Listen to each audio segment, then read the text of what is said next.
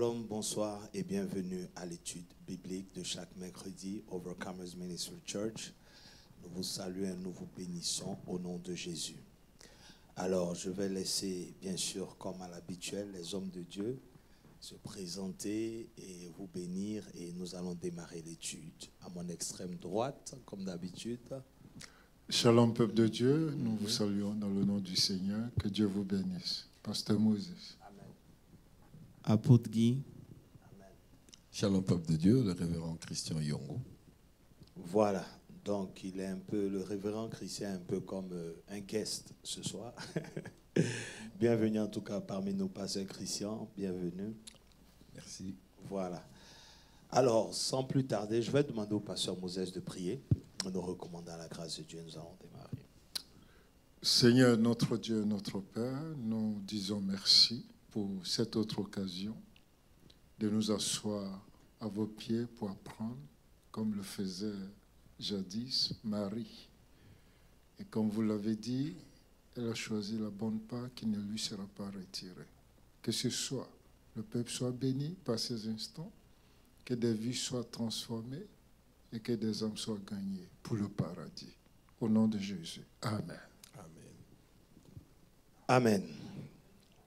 Donc, comme je disais, nous sommes à l'étude biblique ce soir et nous allons encore continuer dans notre étude en ce qui concerne le Saint-Esprit.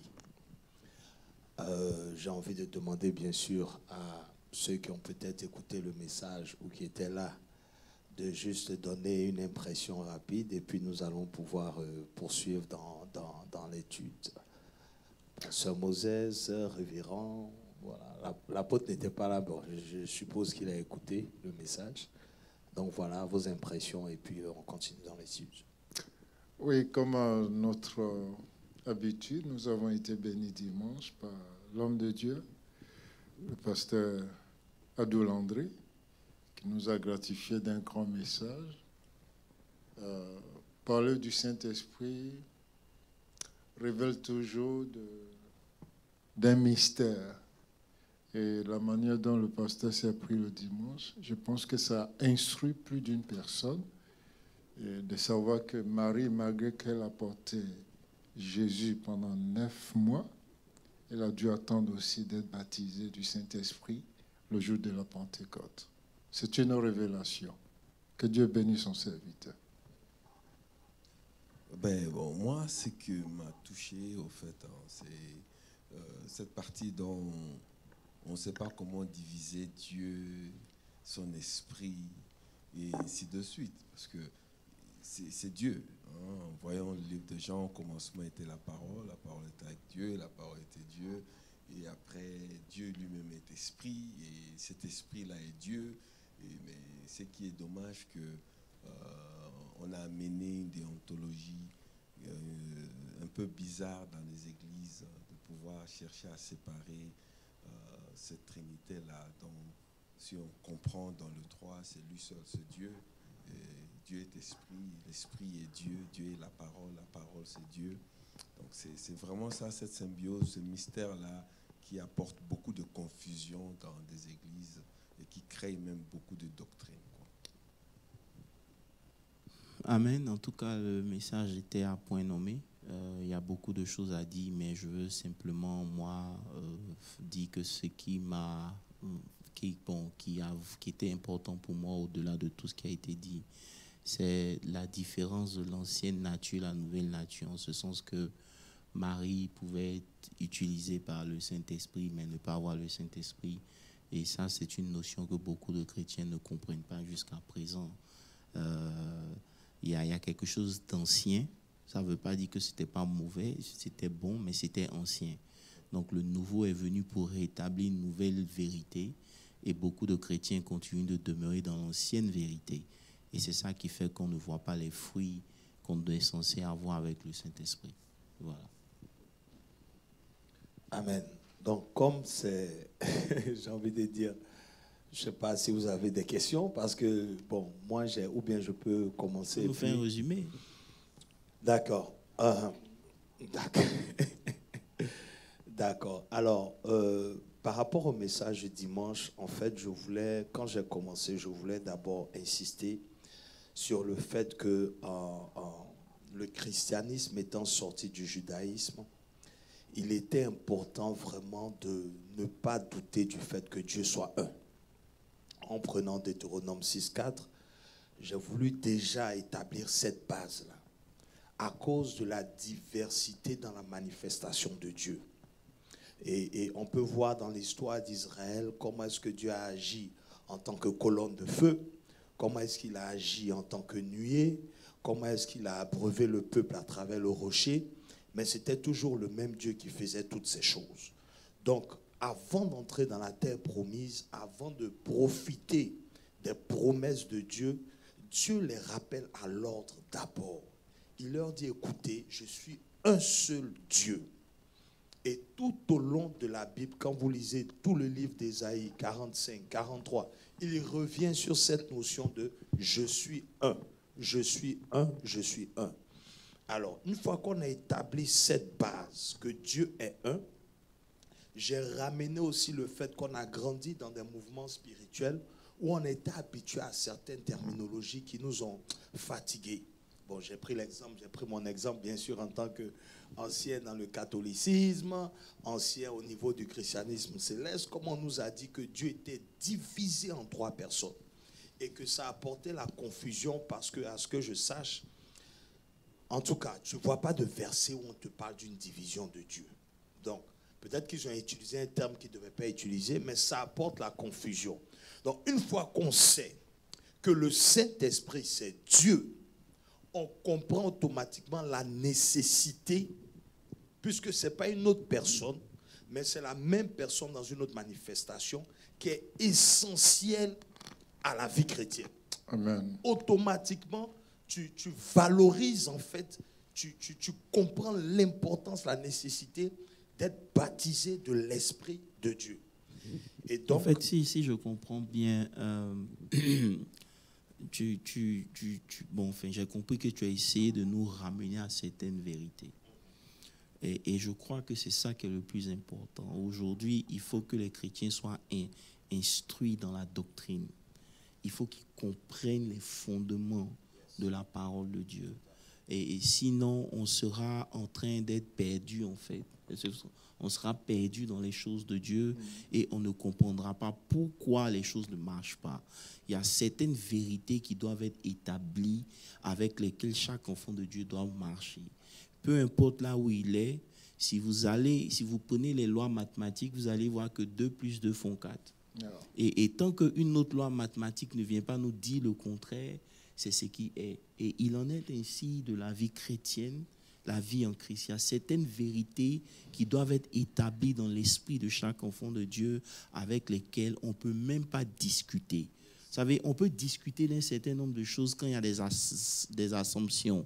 Ça veut dire que quand on a des doutes, on a un certain nombre d'incompréhensions. Mais quand il s'agit de la parole de Dieu, il ne devrait pas, enfin, même s'il y a des doutes aujourd'hui, je crois qu'avec la connaissance, il y a certains doutes qui devraient être dissipés dans l'esprit de chaque enfant de Dieu. Je ne sais pas, qu'est-ce que vous pensez? Non, mais c'est clair, c'est parce que cette base-là a quitté l'Église. Vous voyez, ce qu'on appelait à l'époque l'affermissement.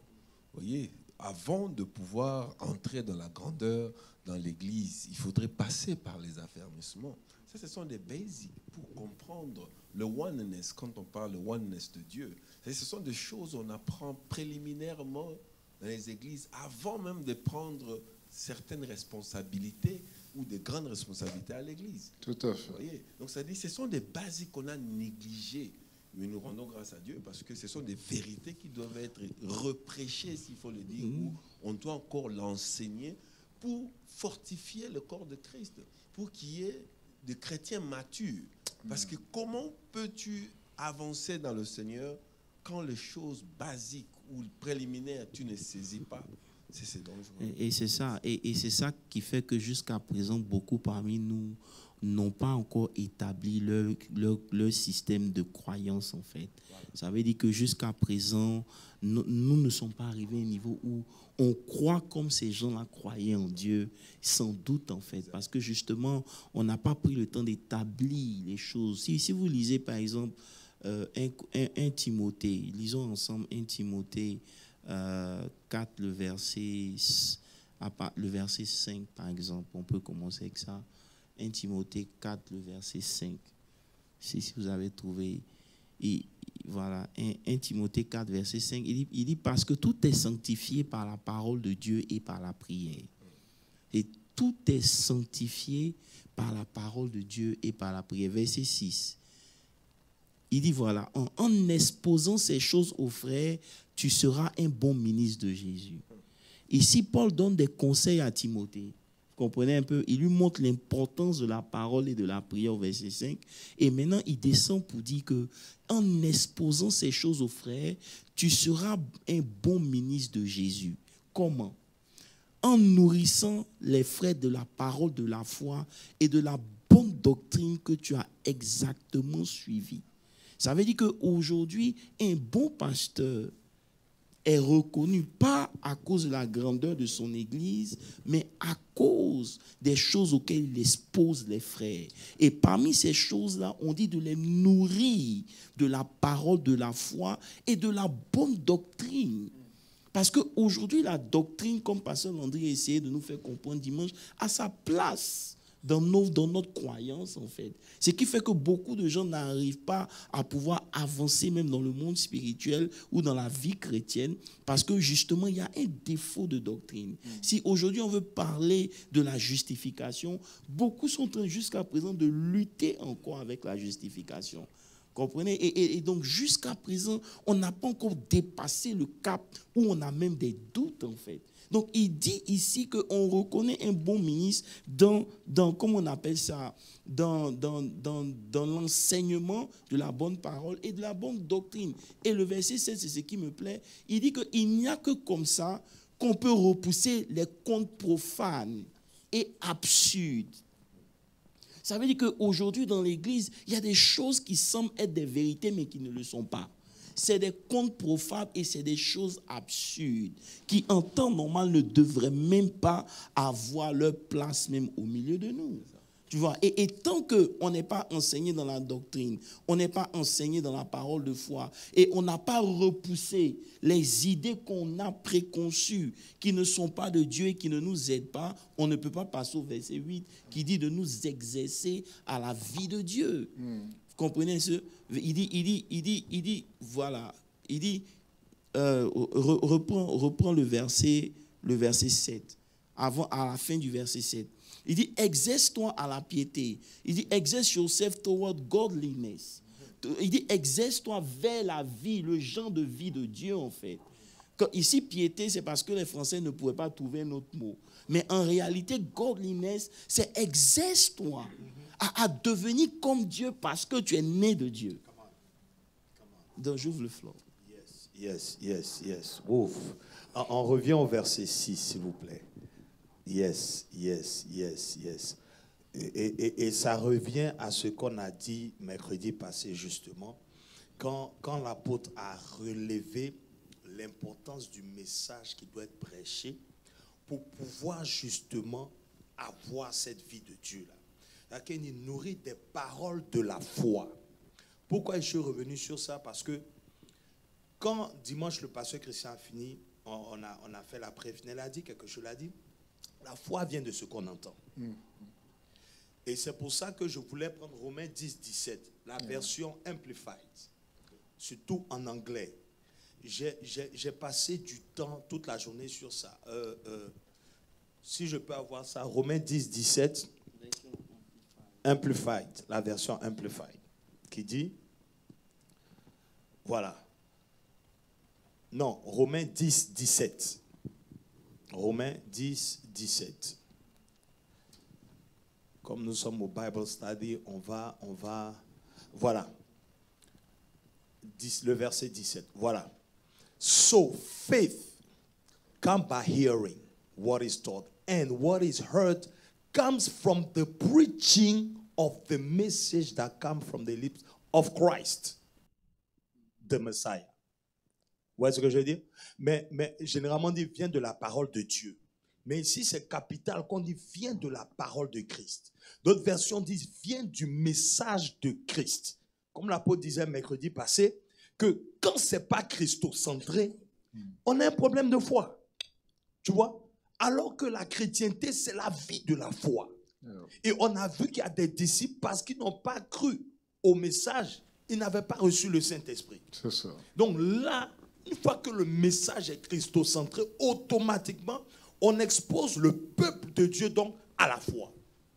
Parce que si tu n'as pas la foi pour croire en ça, tu n'as pas l'esprit, et c'est quelle foi tu vas manifester dans les autres choses de ta vie.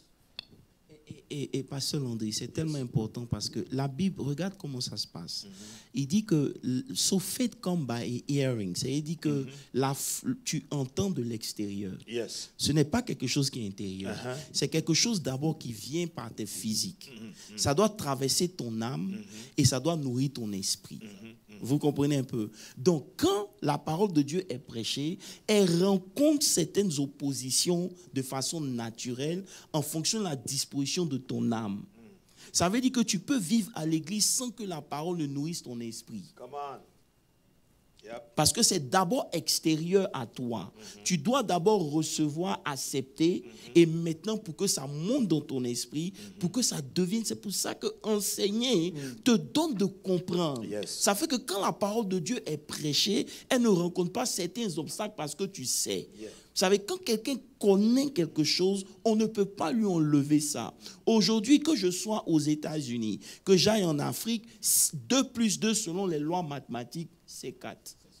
On ne pourra pas changer, on ne pourra rien faire. Il en est ainsi de la parole de Dieu qui nous est prêchée. Un chrétien doit pouvoir connaître son identité avant même d'aller quelque part. Ça veut dire que peu importe là où il se trouve, il doit connaître son identité. Mais il ne pourra pas connaître son identité si la parole de Dieu n'est pas prêchée. La foi ne viendra pas. Non seulement ça, il n'est pas enseigné dans les doctrines. Donc il n'a pas le fondement. Yes. Donc, il y a des messages qu'on vient prêcher, ils se perdent parce que leur esprit est en train de lutter avec un certain nombre de choses. Parce que lorsque la parole de Dieu est prêchée, vous voyez, ça sort d'abord par celui qui est en train de prêcher, by the preaching.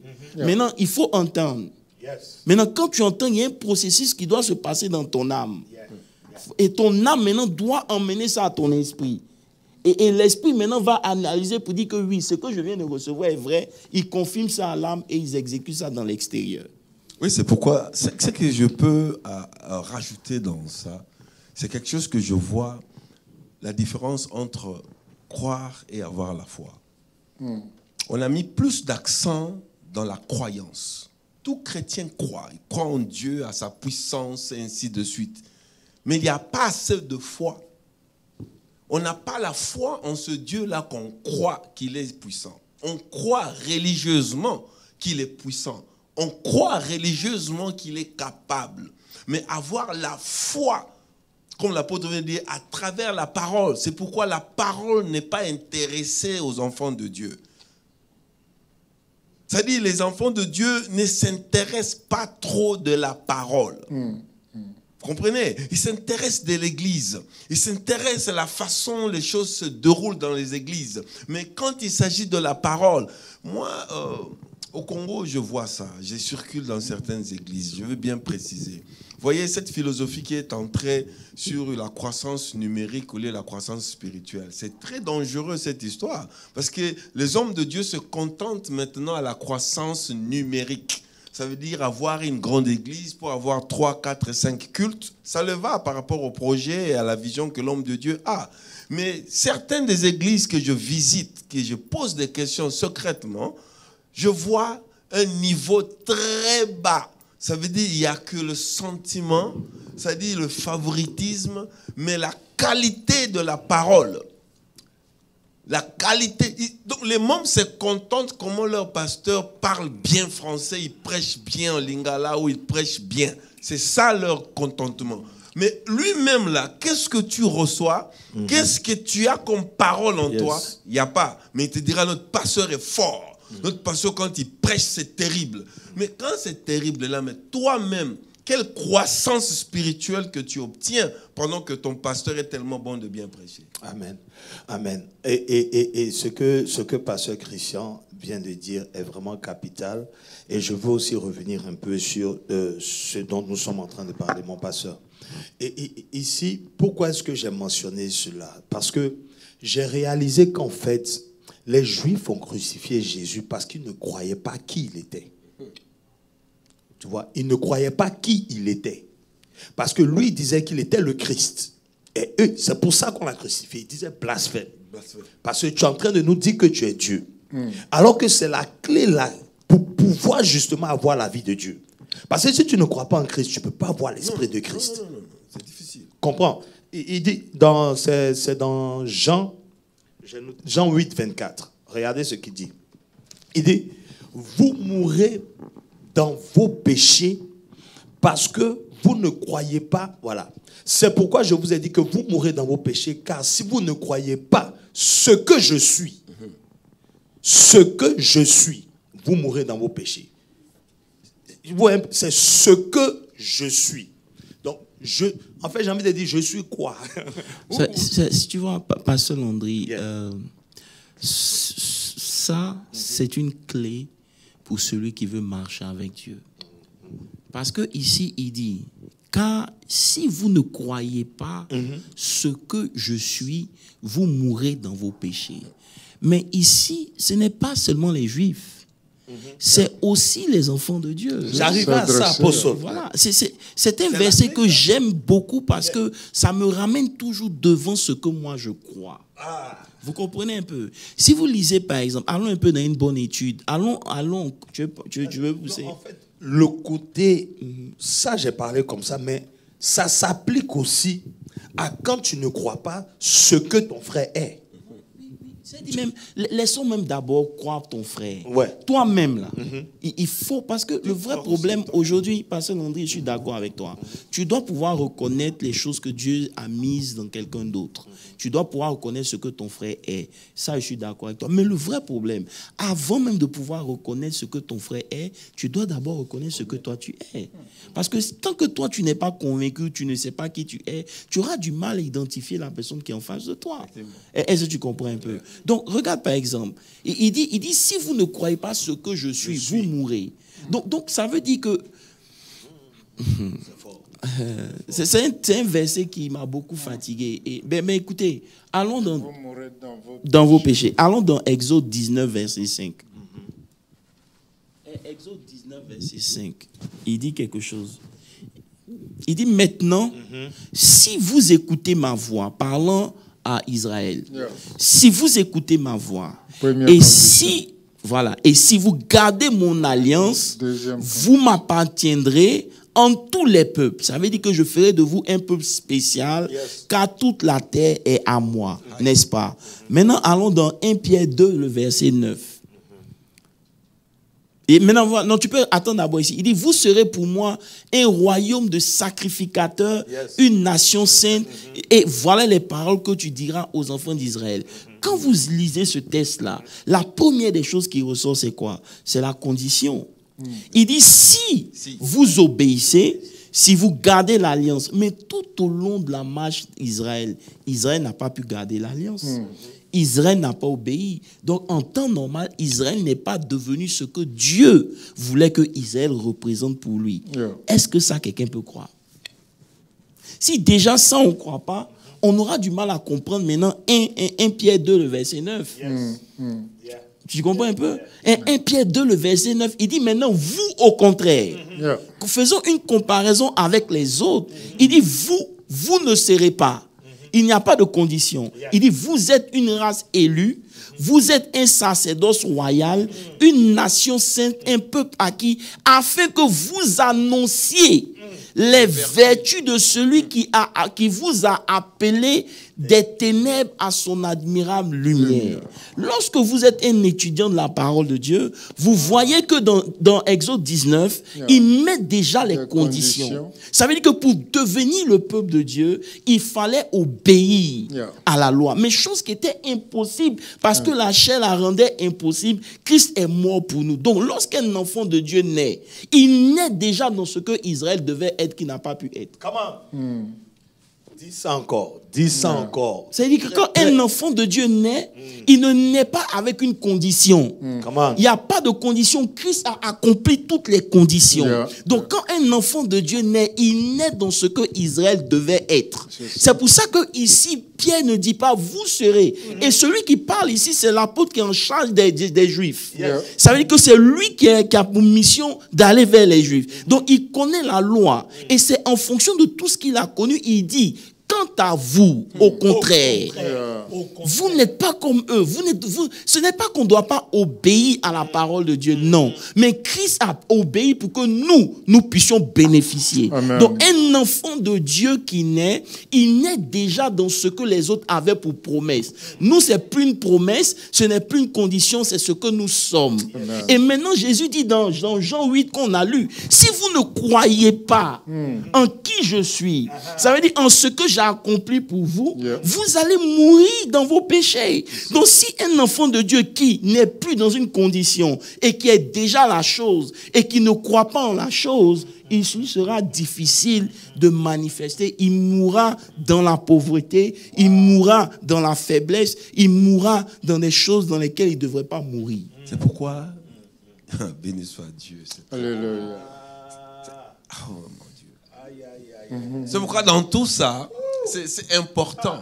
Comment peux-tu être un bon chrétien ou enfant de Dieu si tu ne crois pas à ce que Jésus a accompli à la croix? C'est impossible. En fait, le salut même là, c'est là où la force de salut, tu ne peux plus continuer à marcher en tant qu'enfant de Dieu si vraiment la crucifixion de Jésus-Christ ou ce qui s'est passé quand il a tout. Mais est-ce qu'on croit avec tout? C'est pour ça que pasteur Christian, il a tout accompli, tu vois, c'est pour ça qu'au début je disais que enseigner la doctrine, enseigner la parole de la foi fera de nous des hommes qui ont aidé les autres. Pourquoi? Amen. Parce qu'il n'y a que lorsque tu comprends. Par exemple, prenons un exemple bien simple, ok? Une des choses qu'on a découvertes de Dieu, c'est que quand Dieu appelle quelque chose, il appelle ces choses en fonction du purpose qu'il a pour cette chose. C'est clair. Est-ce qu'on est d'accord avec ça? C'est-à-dire, on peut prendre un exemple bien simple avec Abraham. Quand Dieu rencontre Abraham, Abraham est son nom que son père lui a donné, qui veut dire un père exalté. Mais il n'a pas d'enfant. Malgré qu'il appelait père exalté, dans sa maison sont nés 318 enfants qui n'étaient pas de lui. Donc lui, il est le père exalté, mais il n'a pas d'enfant. Maintenant, Dieu dit, bon, Abraham, tu ne t'appelleras plus Abraham, je suis dans Genèse 17, le verset 5, mais ton nom sera Abraham. Maintenant, regardez la suite. Il dit, ton nom sera Abraham, your name shall be, on ne t'appelle plus Abraham, mais ton nom sera Abraham, car je te rends. For I made you. Ça veut dire que quand Dieu t'appelle, il t'a déjà fait. Ça, c'est une doctrine que un enfant de Dieu doit concevoir, garder et marcher avec. Amen. Quand Dieu appelle quelque chose par un nom, ça veut dire que la chose a le purpose de pourquoi il porte ce nom. Apostole, je préfère la version en anglais. Okay. Ça renforce bien. Tu vois, parce que là, on est au présent, je te rends. Mais regarde la version en anglais. I have made you. C'est au passé. C'est au passé. Ça veut dire que quand Dieu dit, même si je suis un arbre, et que Dieu dit tu es un poisson, à partir du moment où il a dit je deviens poisson.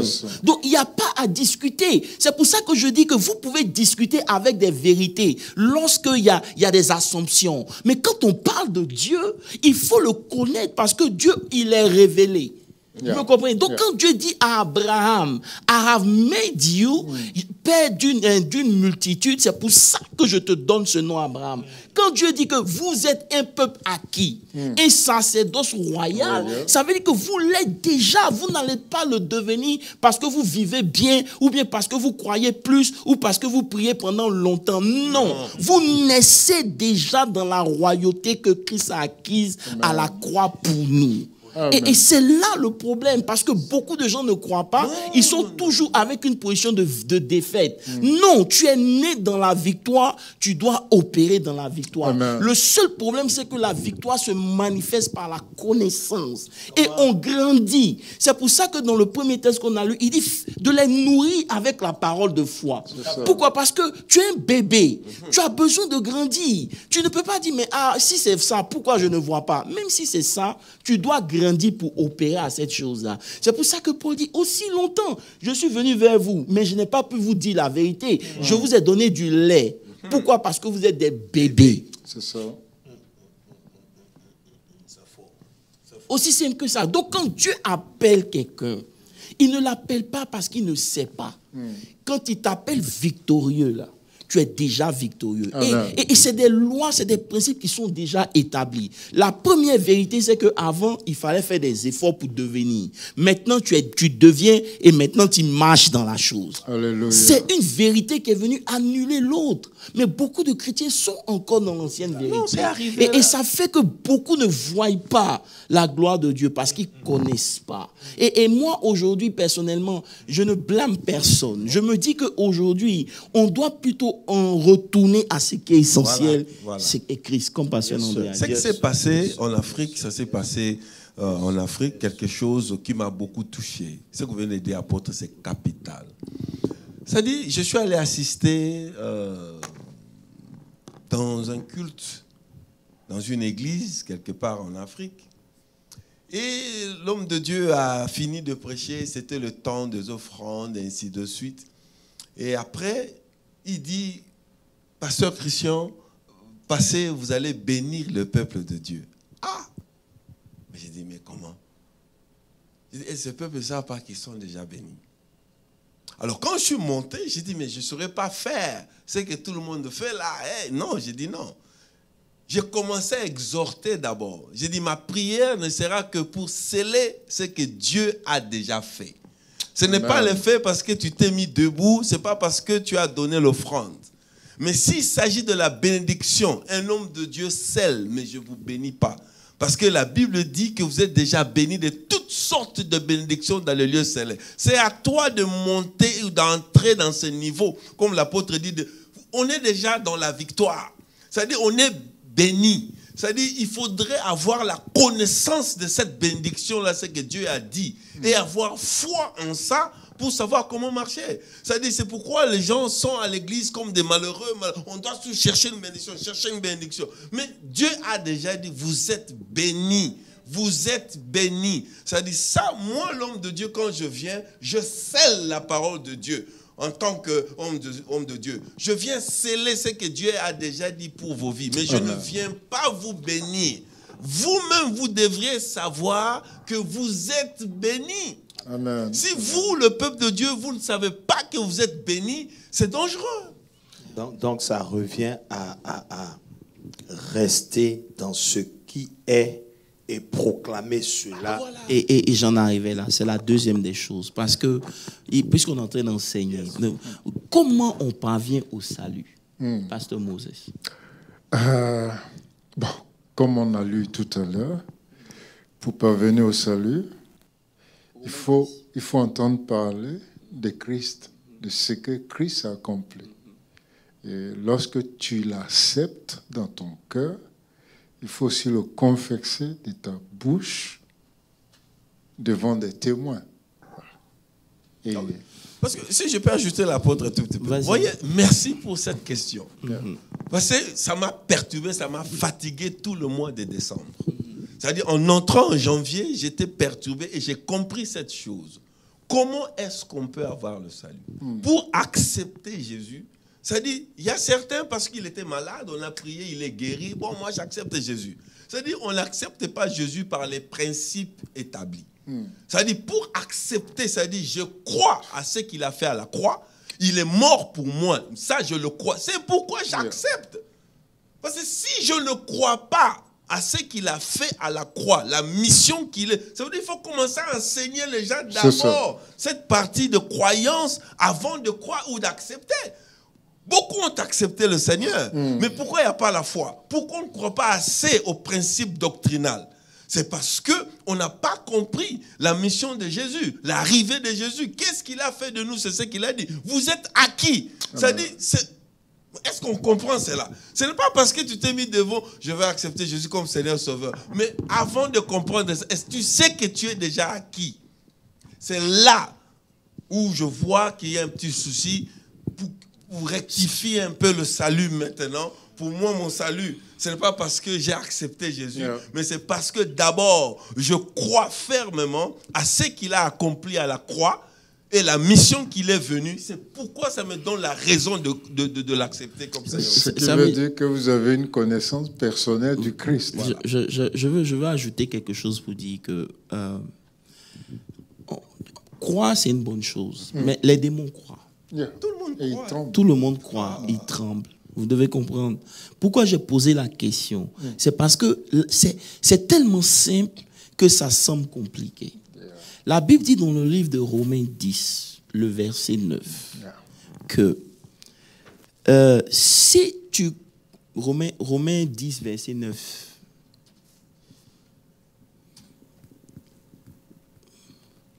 Voilà, il dit, si tu confesses de ta bouche le Seigneur Jésus, si tu crois dans ton cœur que Dieu l'a ressuscité d'entre les morts, des morts, tu seras sauvé. Donc ici, pour être sauvé, il y a deux choses. La première des choses, ce n'est pas seulement confesser tes péchés. Il dit, il faut confesser d'abord Jésus. Ça, c'est un. Deux, il faut croire dans ton cœur.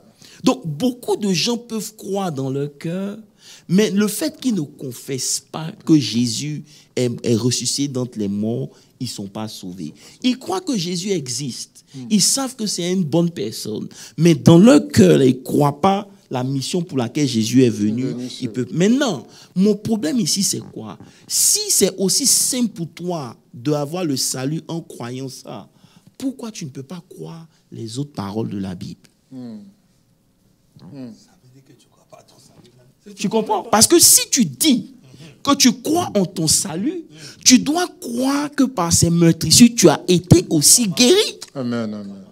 Yes. Amen. Tu comprends ce que je suis en train de dire? Parce qu'aujourd'hui, là, tu peux claim que tu es chrétien. Sur quelle base? Parce que tu te dis que tu crois que le Seigneur Jésus est ressuscité d'entre les morts et que tu l'as accepté, voilà, blablabla. Donc tu crois que tu es sauvé. Maintenant, la même foi que tu as eue là, quand tu as cru que tu étais sauvé, c'est parce que quelqu'un a prêché. C'est le message que la personne a prêché qui t'a emmené à croire et tu as confessé, tu sais. Donc tu es convaincu. Maintenant, pourquoi, quand il s'agit de la bénédiction, quand il s'agit de la prospérité, la victoire, la richesse, tu ne crois pas?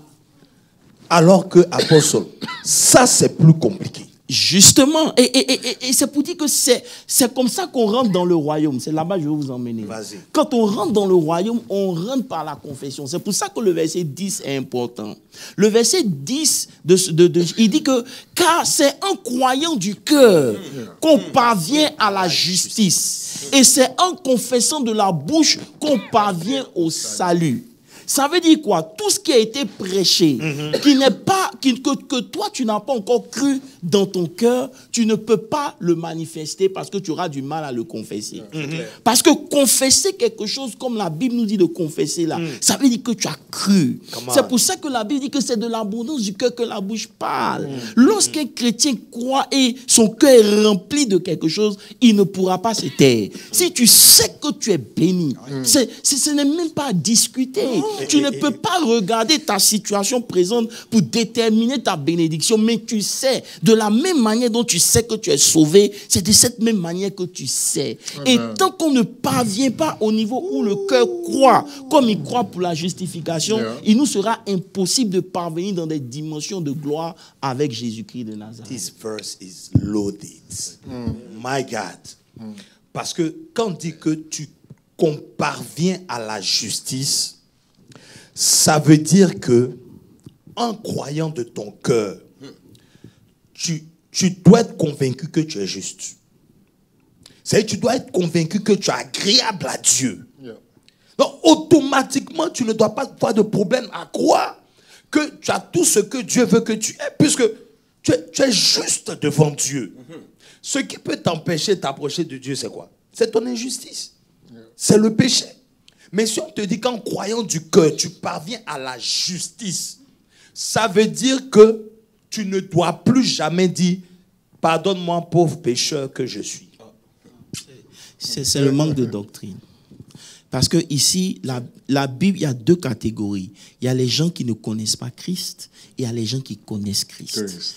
Quand la Bible parle, souvent elle s'adresse aux gens qui ne connaissent pas Christ.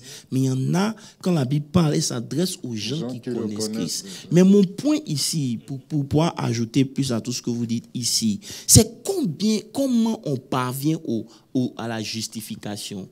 C'est en croyant dans le cœur. C'est-à-dire, quand tu crois quelque chose dans ton cœur, tu as la chose. Mais pour enjoy la chose, tu dois le confesser. C'est clair.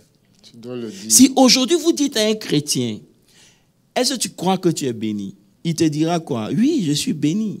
Mais est-ce que tu confesses que tu es béni? La confession devient un problème. Pourquoi?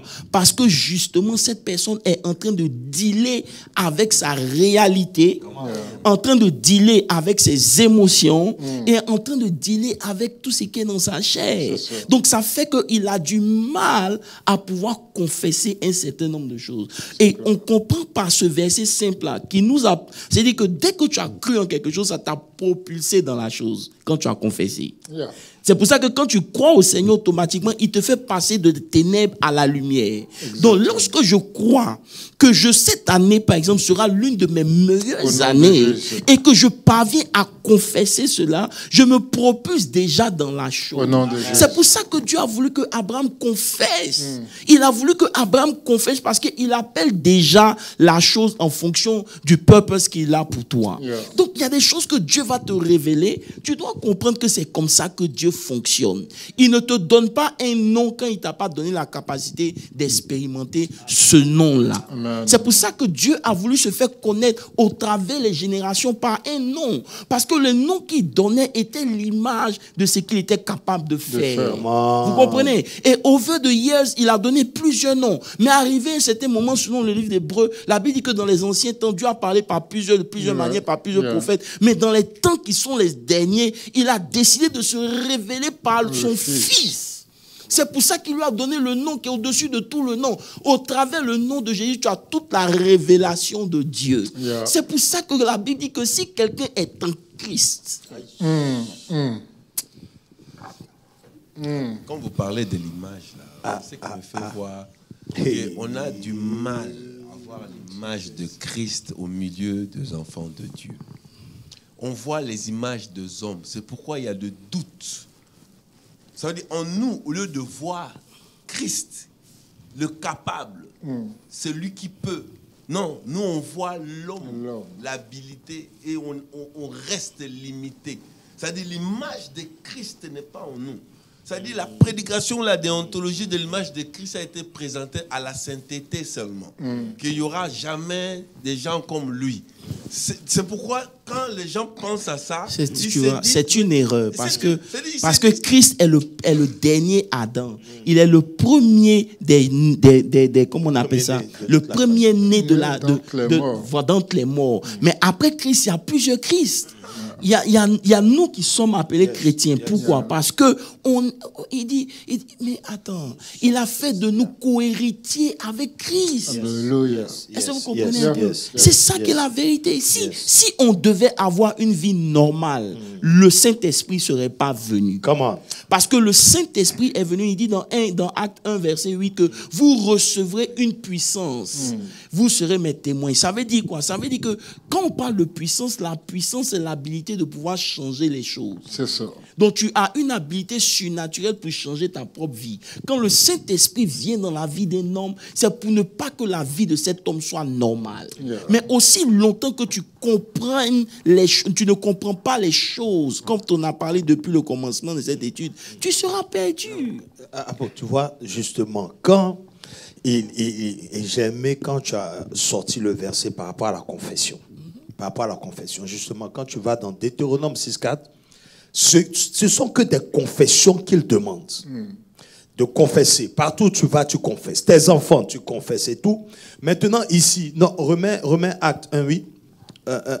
ce sont des confessions. Mais eux, c'était difficile. Pourquoi? Parce que justement, eux, l'esprit n'était pas en eux. Donc, tout le temps, ils devenaient idolâtres, ils revenaient. Idolâtres, ils revenaient. Maintenant, nous, pourquoi nous, notre jugement sera très compliqué? Parce que justement, comme nous, on a l'esprit de Dieu qui habite en nous pour nous révéler toute la plénitude de Dieu, on n'a pas d'excuses.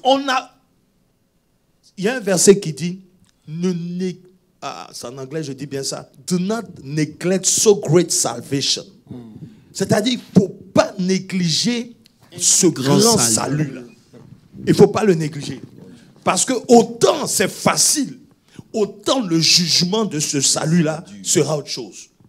Ça veut dire que la Bible est claire. La Bible dit dans le livre d'Hébreux qu'ils n'ont pas pu rentrer dans leur repos parce que les paroles qui leur avaient été données n'ont pas trouvé en eux la foi. Ça n'a servi à rien. Et c'est là où on est en train d'arriver. Ça veut dire que quand tu lis la parole de Dieu, c'est la pensée de Dieu. Vous savez, quand Dieu dit quelque chose de toi, il te sera difficile de parvenir à comprendre ces choses. Donc, il nous donne sa parole. Donc, au moyen de la parole de Dieu, on a le miroir dans lequel tu peux voir ce que Dieu pense de toi. Mais la Bible dit que si tu regardes dans le miroir et que tu t'en vas et que tu as oublié ce que tu as vu, vous comprenez un peu? Donc quand la Bible dit par exemple que tu es béni parmi les nations et toi parce que tu n'as pas l'argent, tu ne te considères pas béni, c'est comme si tu as regardé dans le miroir et tu as oublié ce que tu as vu dans le miroir. Et c'est là où on en est aujourd'hui. C'est pour ça que enseigner la doctrine, c'est une bonne chose. Parce que ça pose les fondements d'une vie chrétienne établie et solide. Quand le chrétien te parle de qui il est en Christ, il comprend tout ce que Christ a accompli à la croix et ça lui donne un avantage même dans sa manière de prier. Il ne sera plus en train de prier pour beg. Il sera en train de juste affirmer les choses parce qu'il sait que ces choses-là sont déjà en lui. Et c'est ça la chrétienté. La vie chrétienne, c'est pas la meilleure. La chrétienté, c'est pas la plus belle des religions. Non, ce n'est pas une religion. C'est une relation entre un Dieu et son peuple, entre un père et ses fils. Tu ne considères pas la relation que tu as avec ton père une religion. Non, c'est la vie de Dieu dans l'humanité. C'est Christ en nous. C'est pour ça que la Bible dit que c'est le mystère caché de tous les temps. C'est un mystère caché. Comment Dieu peut venir habiter dans l'homme? Donc c'est ça, c'est l'image, comme on vient de dire, l'image. Parce que ça sort comme des slogans. Si aujourd'hui tu dis, c'est lui qui est en moi, est plus fort que... Est-ce qu'on comprend ces choses? Hein? Christ en moi, espérance de la gloire. Est-ce qu'on comprend ce qu'on dit? Voyez? C'est parce que l'image de Christ a été reflétée comme si c'est là, et moi je suis un homme. Malgré que j'ai accepté Christ, mais Christ est là. Le saint, le fort, le ceci. Mais moi je suis un homme. Mais on ne sait pas comment mélanger cette chose. Le Christ qu'on a accepté là, le fort que toi tu vois dehors, le saint que tu vois dehors, le puissant que tu vois dehors là, est-ce que tu comprends qu'il est dedans? Et comme il est dedans, ma vie et lui c'est ensemble, comme Jean le dit. Ouais. Hein? Dans peu de temps, hein, vous verrez que je suis dans le Père, le Père en moi, et moi en vous, et vous dans le Père. Est-ce que ce sont des choses qu'on comprend au moins ça? Tout à fait, tu vois. Et c'est là où l'Esprit vient nous aider à pouvoir justement grandir dans cette voie. Il n'y a pas de maturité sans l'Esprit de Dieu. Non. Impossible. Vois un peu. Et c'est pour ça que j'ai touché l'exemple de la Vierge Marie, qui a eu une expérience avec le Saint-Esprit, mais ce n'est pas possible. Mais cette expérience-là n'a pas déterminé qu'elle soit baptisée. Et beaucoup de gens, justement, ont des expériences avec Dieu. J'ai donné l'exemple aussi de l'apôtre Paul.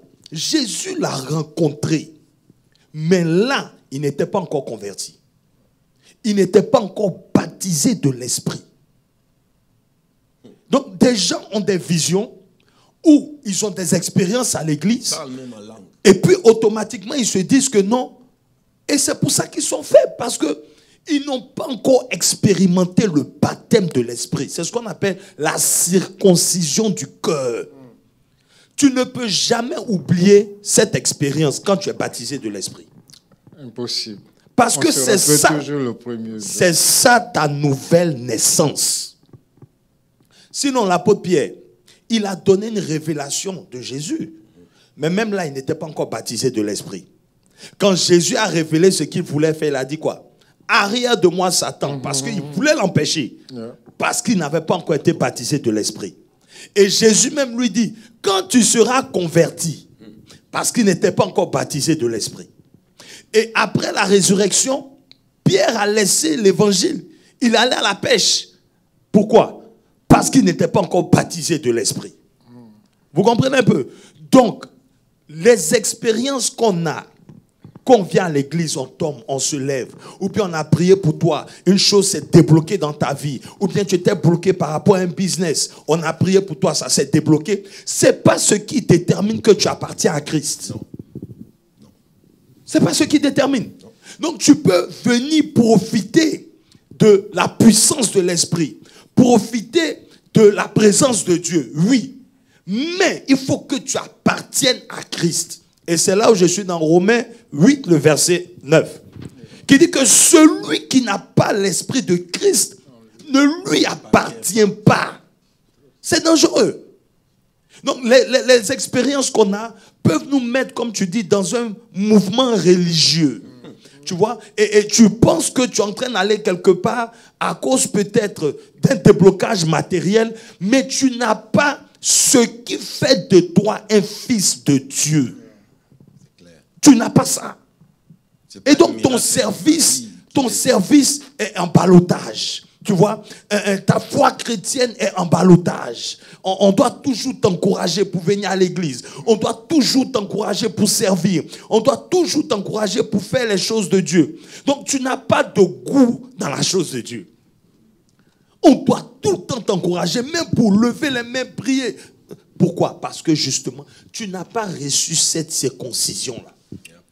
Mais une fois que tu as reçu ce baptême,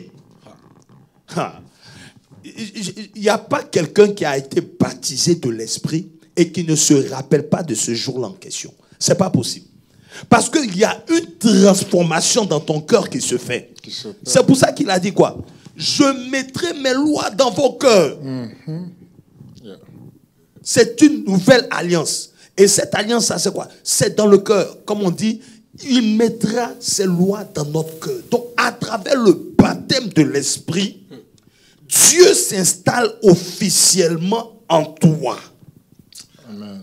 Donc, maintenant, tu as les habilités qu'il te faut pour mieux comprendre la vérité de Christ et d'en bénéficier, de confesser et de manifester maintenant ces résultats. La Bible nous dit, Pasteur Landry, dans 2 Pierre 1, le verset 2. 2 Pierre 1, le verset 2. Il dit que la grâce et la paix vous soient multipliées par la connaissance de Dieu et de notre Seigneur Jésus-Christ de Nazareth. Yes. Ça veut dire que lorsque on devient chrétien, comme tu l'as dit, et que le Saint-Esprit vient au travers le baptême s'installer en nous, c'est qui donne au Saint-Esprit de pouvoir nous emmener à un level supérieur, de grandir dans la grâce. Et la paix, c'est la connaissance. Vous comprenez un peu? C'est la connaissance. La grâce et la paix sont toujours multipliées. Ce n'est pas additionné. Ça veut dire que plus vous connaissez Dieu, plus le Saint-Esprit a le matériel qu'il faut pour pouvoir vous permettre d'opérer à un level qui est supérieur. Nous ne sommes pas n'importe qui. La Bible nous dit dans 1 Jean, dans 1 Jean 4, le verset 17, la Bible dit que tel qu'il est, nous le sommes aussi dans ce monde présent, pas dans le monde à venir. Le dernier verset, comment on appelle ça? Tel qu'il est, tel nous sommes aussi dans ce monde. Ce n'est pas demain, ce n'est pas après-demain. Ça veut dire qu'aujourd'hui, là, nous ne sommes pas comme lui parce que nous n'avons pas la connaissance des choses de Christ. Il dit, nous le sommes dans ce monde. Ça veut dire que dans ce monde-là, quand on voit un enfant de Dieu, on doit trembler. Parce que celui qu'on voit en lui, là, ce n'est pas n'importe qui. Comme Pasteur Landry dit, est venu là. Quand Christ est venu s'installer dans l'esprit d'un homme, il n'est pas venu avec une portion. Non. Il est venu avec la totalité de l'Esprit de Dieu. Et on avait vu le dimanche passé, comme moi j'avais prêché en tout cas, que dans l'Ancien Testament, c'était une partie, une portion de l'Esprit de Dieu. Parce que dans Ésaïe 11, il y avait les 11 et les 7 Esprits de Dieu qui se sont manifestés dans l'Ancien Testament au travers de différents acteurs. Ils n'avaient pas la plénitude, la totalité. Mais celui qui a reçu l'Esprit sans mesure, c'est Christ. Et c'est lui qui a dit, il est avantageux pour vous que je m'en aille. Que le Saint-Esprit vienne. Parce que l'Esprit, le Saint-Esprit, c'est l'Esprit de Christ. Amen, amen. La vie chrétienne, elle est vécue par Christ. Que Dieu a pourvu. C'est pour ça qu'il dit que le Saint-Esprit nous aide dans nos infirmités. Yes. Parce qu'en temps normal, il est impossible de vivre la vie de Dieu sans l'Esprit de Dieu. C'est même pas possible. Et donc la connaissance permet à l'Esprit de Dieu d'élargir ton champ de vision. Amen. Il y a des choses dans lesquelles on ne veut pas rentrer. Mais c'est cette lumière-là qui attire d'autres lumières. Comprenez? Donc, tu peux avoir l'Esprit de Dieu en toi, mais il n'est pas encore totalement libre parce qu'il y a un manque de connaissance. C'est en cela que Paul dit aussi longtemps que l'héritier est un enfant, il ne diffère en rien d'un esclave. Donc, beaucoup de chrétiens continuent d'avoir Dieu dans leur esprit, mais vivent une vie d'esclavage parce qu'ils n'ont pas compris comment les choses fonctionnent. Un enfant de Dieu qui a mûri dans les choses par l'exercice. C'est pour ça qu'il dit exercez-vous à la vie de Dieu. Ça veut dire que par ta connaissance que tu as, exerce-toi. Mets ta foi en action dans les sujets de tous les jours. C'est pas à l'église seulement que tu dois exercer ta foi. Ta foi, c'est dans ta vie de tous les jours, dans les choses que tu es en train de faire. Exerce-toi. Parce que si on revient dans le texte, il nous a appelés pour montrer. Tout à fait. Tout à fait. Qu'est-ce qu'on va montrer au monde qui est différent du monde? Ce n'est pas ta voiture. Ils ont plus une belle voiture plus que toi. Ce n'est pas ta maison. Ce n'est pas tes bijoux ni que ce que tu as. Non. Parce que ce qu'ils ont, c'est plus que ce que toi tu as. Ça. Je ne sais pas si vous comprenez pas ce Moses. Justement, mais ce qu'on doit leur montrer là, c'est une dimension des choses que eux ils ne peuvent pas accomplir d'eux-mêmes, qui est simplement accomplie par l'Esprit de Dieu. Sans connexion avec l'Esprit de Dieu, sans investir dans la connaissance des choses de Dieu.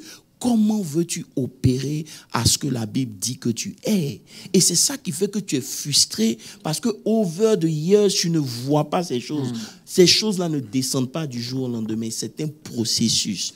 Lorsque le Saint-Esprit, comme Pasteur Landry l'a dit, tu peux expérimenter, mais vivre le Saint-Esprit en toi, c'est deux choses différentes.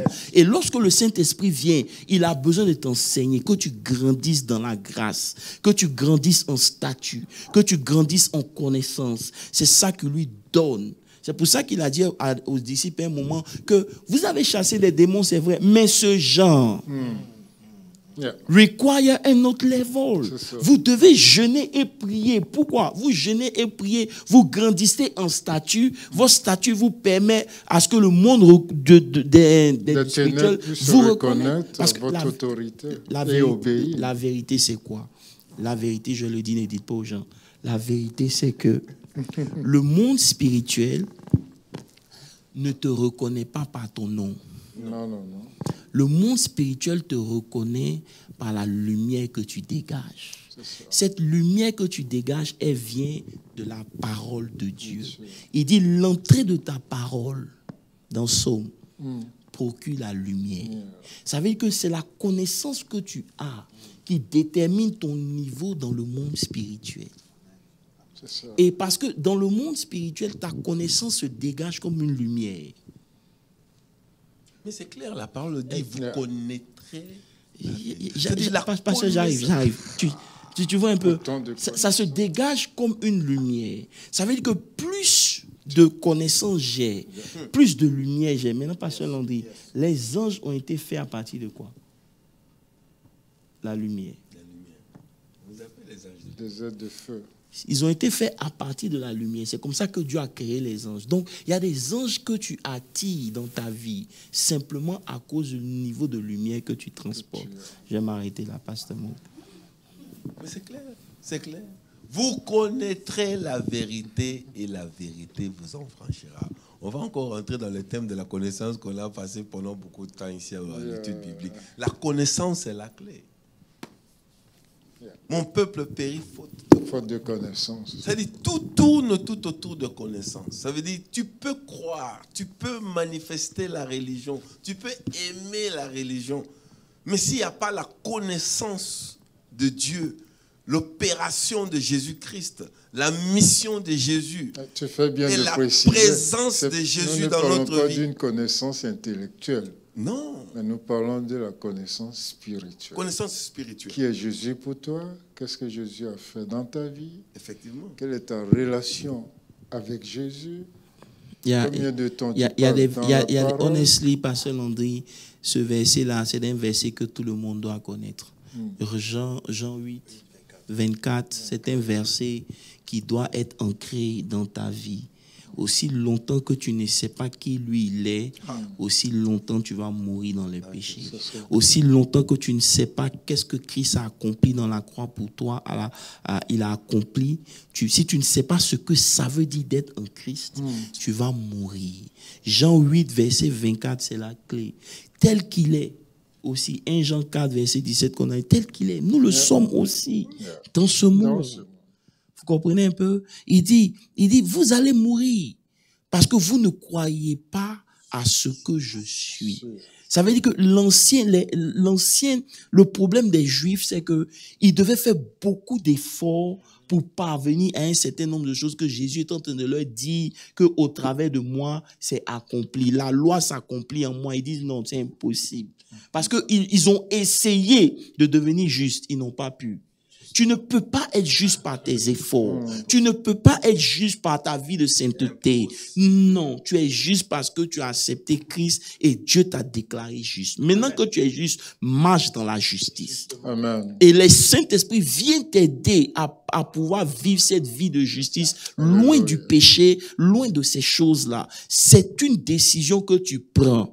Parce que là où on est arrivé, Pasteur Moses, et c'est ça qu'est la grâce. Ça veut dire que la grâce va grandir au fur et à mesure que tu vas comprendre. Parce que plus tu comprends ce que Christ a accompli, plus tu te vois incapable.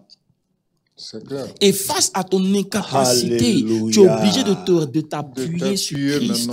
Et là, tu es dans ton alliance. Et là, maintenant, tu es dans l'alliance. Et ça va faire qu'il y a un certain nombre de choses qui vont s'opérer. Voilà. Mais lorsque vous ne comprenez pas ces choses, tout ce qu'on fait, c'est le bruit. On a lu, on a commencé avec, c'était quoi, 2 Pierre, non, 1 Timothée. 1 Timothée 4. Okay. Il dit d'enseigner ces choses-là. Parole de la foi. D'enseigner. Jean, je ne sais pas, vous pouvez mettre le premier verset qu'on a vu. C'était 1 Timothée. Voilà. Maintenant, verset 6. Je veux revenir dessus. Peut-être qu'on prêchera dessus une prochaine fois. Il dit, en s'exposant à ces choses, en exposant ces choses aux frères, tu seras un bon ministre. Il faut exposer l'Église à qui ils sont. Il faut exposer l'Église à ce que Christ a accompli à la croix. Il faut exposer l'Église et nourrir l'Église à la parole de la foi et de la bonne doctrine pour qu'ils comprennent les fondements de ce que, comme on appelle ça, Christ a accompli. Verset suivant, il dit, verset 7, il dit, afin de repousser les rêves. Beaucoup de chrétiens continuent de rêver. C'est pas parce que tu crois que Dieu va faire. Il faut confesser. Il faut confesser, peu importe ce qui arrive, tu dois confesser. Il faut rejeter. Tu comprends un peu? Tu vois, il faut rejeter de old wab. Maintenant, et t'exercer. Toward godliness. Maintenant, verset 8, il dit, car l'exercice physique est utile à peu de choses. Tandis que la piété, la godliness est utile à tout. It's profitable for all things. All things. Having a promise of the life that now, oh my God. C'est pourquoi... Ça veut dire que, attends, Pasteur Moses et Pasteur Christian, ça veut dire qu'il dit, Pasteur Landry, écoute ça, j'ai pas voulu toucher ça, mais il It Which is to come. is profitable for all things, having promise of the life that now is, and of that which is to come. Ça veut dire que non seulement la vie éternelle dont tu rêves, quand tu vas mourir, tu vas la vivre, mais ici aussi, ça commence déjà. Mais pour que ça commence, il y a un processus. Tu dois t'exercer. L'exercice physique est utile à peu de choses, mais de godliness, ça veut dire que vivre comme Dieu veut que tu vives. Penser, réfléchir, t'exercer pour dire non, ce genre de pensée-là, c'est pas Dieu, il faut que j'arrête ça. Et essayer de connaître la doctrine, t'exposer aux choses que Dieu a faites, ça va te donner de vivre cette vie-là ici et là-bas aussi. Donc, ce que tu vas aller vivre là-bas ne sera que la continuité de ce que tu as commencé ici. Si tu n'as pas commencé ça ici, mais ce qui est bizarre et ce qui est important, la clé dans ce verset, beaucoup des églises parlent de là-bas sans mettre l'accent de maintenant. Vous voyez, ça dit beaucoup de gens rêvent. Comment je vais partir? Je vois déjà ma maison là-bas. Mais ici, tu ne vois pas maison. Hein? Ça dit, toi, tu vois ma maison, je serai déjà l'avenue en or. Ça dit, la prédication a amené les gens à préparer le ciel sans manifester la puissance de ce Jésus-là ici et maintenant. Ça veut dire, la foi des enfants de Dieu est lancée au futur, après la mort. Mais pendant la vie, c'est comme si on est des passagers. C'est comme si c'est fait pour les autres. Moi, je ne suis pas dans ce que vous cherchez là. Moi, j'attends là-bas, parce qu'il y a déjà ma maison. Mon nom est inscrit dans les livres. Mais ici, là. C'est ce que nous avons enseigné. Parce tu vois que l'évangile qui avait été prêché, c'était un évangile qui était censé réduire même le noir. Je vais vous dire la vérité. Ça veut dire que ce Jésus même qui est blanc là, il ne sait pas d'où il sort. Mais une chose est sûre, on ne va pas rentrer dans ces polémiques-là. C'était pour nous endormir. Aujourd'hui, nos esprits sont réveillés. On doit s'exposer à la parole de Dieu. Vous prenez des pays comme le Nigeria, ils se sont exposés à la parole de Dieu. Leurs confessions, même dans les choses les plus banales, te choqueront. Comme on avait vu la dernière fois où la personne dit non, I will never. Il monte dans l'ascenseur avec des hommes de Dieu. Les hommes de Dieu ils demandent, are you going down? Oh, I will never go down. I'm always go up downstairs. Il dit, I will never go down. I'm going up downstairs. Dans sa façon de réfléchir. Ça veut dire que tout ce qui est down ne peut pas affecter son esprit. Tout ce qui est down, ça ne peut pas affecter son esprit. Comment nous, chrétiens francophones, on n'arrive pas à arriver à ce level? Parce qu'on n'est pas exposé à la bonne doctrine. On n'est pas exposé à la parole de Dieu qui impacte l'âme et l'esprit d'une personne. Et c'est là où moi je veux m'arrêter. Que le Seigneur vous bénisse. Pasteur Landry, tu as prêché, il faut terminer par la prière. Ou tu as un mot pour la fin, vas-y. Non, tout a été dit, on va prier et puis bon, on va se séparer, c'est bon. Amen. Père, merci pour cette étude. Seigneur, nous ne voulons pas être des auditeurs oublieux. Nous voulons nous exercer à tout ce que tu es en train de nous enseigner. Seigneur, nous prions aussi que tu nous fasses grâce par ton esprit de continuer dans la profondeur de la doctrine qui nous convient, afin que tes fils et tes filles soient nourris au nom de Jésus.